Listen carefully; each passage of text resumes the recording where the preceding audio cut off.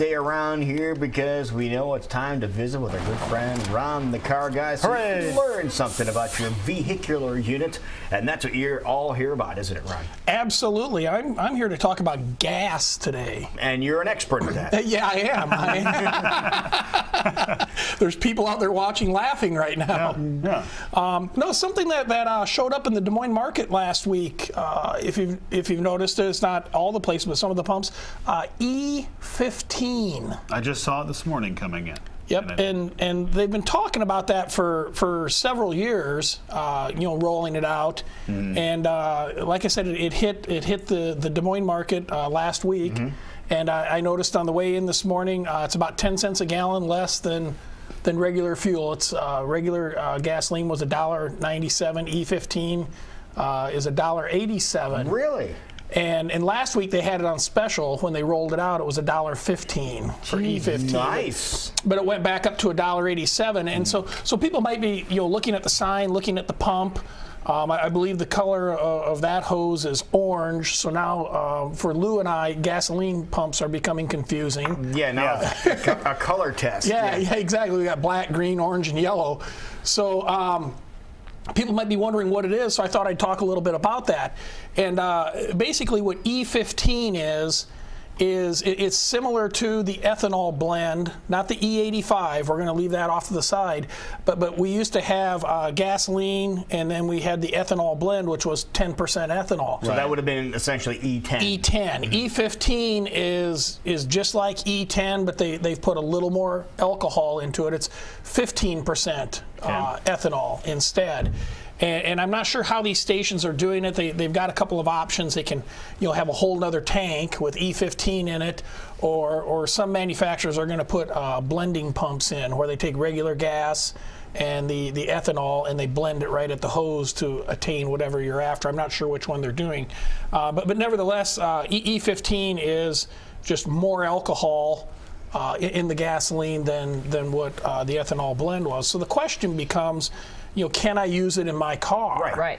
Who can use it and who can't? And the marketing, I don't always agree with everything, but the marketing being done on this fuel, and it says it right on the pump, it says it's EPA approved. Okay.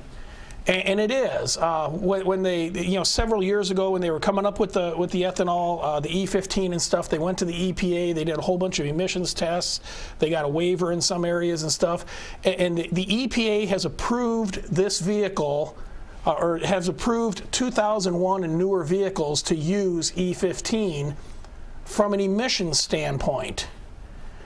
The EPA didn't build your car. Right. The EPA didn't engineer your car. Right. All right, so the big question is, what about a functional standpoint? Well, and it'll function. I mean, it'll burn in your car. Your car will operate and stuff. What we don't know is if there's going to be any long-term effect on older vehicles, basically 2001 and newer, if there's going to be any effect on it, because this fuel didn't exist when those cars were engineered, so what designed, and built. Could happen? Concerns with the auto manufacturers are the different rubber seals and stuff in the fuel system. It's corrosive, right? Or it can be. Yeah, alcohol is corrosive. Right. And it can also cause the rubber seals and the plastic. There's a lot of plastic and nylon in the fuel pump. It can cause that to swell. And we don't know if that's going to happen. We know it doesn't happen with 10% alcohol. Right. Because it was designed and built for that. We don't know if it'll happen with 15%. Nobody knows. Initially, when they started talking about E15, there was 5 automobile manufacturers that stated their warranties were not going to cover fuel system claims if you used E15. They were not. And 8 other manufacturers said that their warranties may not cover. Now, what we're talking about here are 2001 through 2011 vehicles. So we don't have to worry about warranty, because most of those cars are out of warranty now. Sure, yeah. If you have a 2012... Yeah, that's something to keep in mind. That's true. They are out of warranty already. Exactly. Okay. Exactly. If you have a 2012 and newer vehicle, it's okay. because the manufacturers knew this was coming. And so the cars are designed. So the manufacturers have said, hey, if your car's 2012 and newer, it's okay to run E15. And also, we've got the flex fuel vehicles out there that can run E85. You can run that in any year flex fuel because it'll determine how much alcohol's in there. Because it adjusts. And it'll adjust, and the fuel system components are made for 85% alcohol, so 15 is not going to hurt. So basically, 2012 and newer, you're okay. 2001 to 2011, it's EPA approved, but that's from an emissions standpoint. That's not from a component standpoint, and we just don't know what's going to happen. It's quite possible that everything would be fine. Is there anything indicating it won't be fine? The only I remember back when many moons ago when I was a little car guy, when the ethanol first hit the streets. A lot of fuel system problems were blamed on the ethanol that was in the fuel, and some of them were probably legit. Some were just because the cars were old. Right.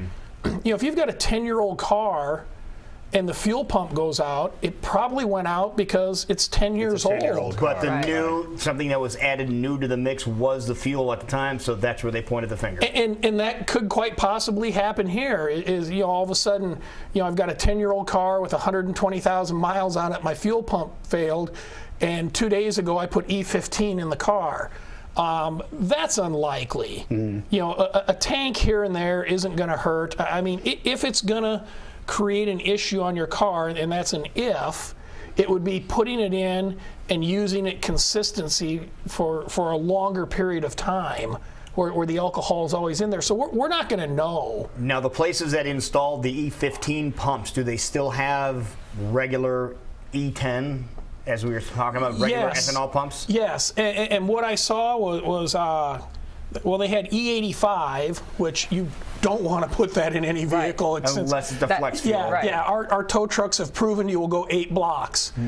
And so they have E85, they've got E10, they've got E15, they've got regular gasoline, and some of them have diesel. So it's like a colorblind person opening up an 8-pack of Crayolas. We're just confused.